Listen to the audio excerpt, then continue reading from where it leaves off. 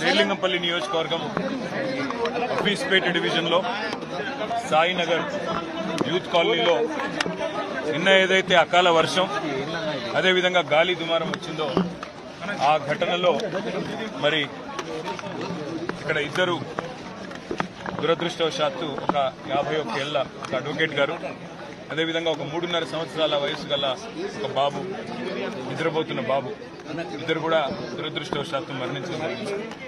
మరి ఆ గాలి దుమారం వల్ల ఒక దగ్గర పైన ఉన్న పారాపిట్ వాల్ ఏదైతే పైన కట్టిన కాంపౌండ్ వాల్ ఉందో అది విరిగి పడిపోవడం, ఇక్కడేమో పైనుంచి వచ్చి రాళ్లు వారు పడుకున్న ఇంట్లో వచ్చి డైరెక్ట్ గా పడడం, ఆ పడుకున్న బాబు మీద పడడం వల్ల ఇద్దరు కూడా మరణించడం జరిగింది. ఆ రెండు కుటుంబాలను కూడా గౌరవ ఎమ్మెల్యే శ్రీలింగంపల్లి గాంధీ గారు, నేను అదేవిధంగా మా గౌరవ కార్పొరేటర్లు నాగేందర్ యాదవ్ గారు, శ్రీకాంత్ గారు ఇంకా ఇతరులందరం కూడా కలిసి పరామర్శించడం జరిగింది. మరి గౌతమ్ గారు ఇంకా అందరితో కలిసి పరామర్శించడం జరిగింది.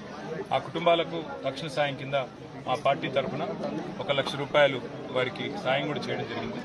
రాష్ట్ర ప్రభుత్వాన్ని మేము చేసే డిమాండ్ ఏమంటే, మీరు ముఖ్యంగా వర్షాకాలం ప్రారంభం కాకముందే ఇలాంటి సంఘటనలు ఏవైతే జరుగుతూ ఉన్నాయో, నిన్న ఒక్క రోజు దాదాపు రాష్ట్ర వ్యాప్తంగా 14 మంది మరణించారు.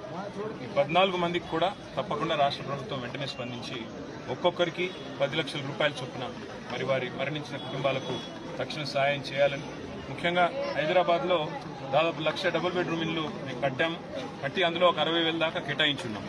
ఈరోజు ఇక్కడ ఏ కుటుంబాలు అయితే నిర్వాసితులైనారో వాళ్ళకు వెంటనే ఆ డబుల్ బెడ్రూమ్ ఇల్లు కూడా కేటాయించాలని చెప్పి వారు కోరుతా ఉన్నారు. ఎమ్మెల్యే గారు కూడా వెంటనే ఈ విషయంలో మరి జీహెచ్ఎంసీ కమిషనర్కి, జోనల్ కమిషనర్ కూడా కలుస్తారు. తప్పకుండా ఆ కుటుంబాలకు వెంటనే నైట్ షెల్టర్కో లేకపోతే, ఎందుకంటే ఇవన్నీ కూడా చూస్తే ఇప్పుడు మొత్తం 6-7 కుటుంబాలు ఇక్కడ నిర్వాసితులైనారు. వారందరినీ కూడా వెంటనే జీహెచ్ఎంసీ నైట్ షెల్టర్లకు తరలించాలి.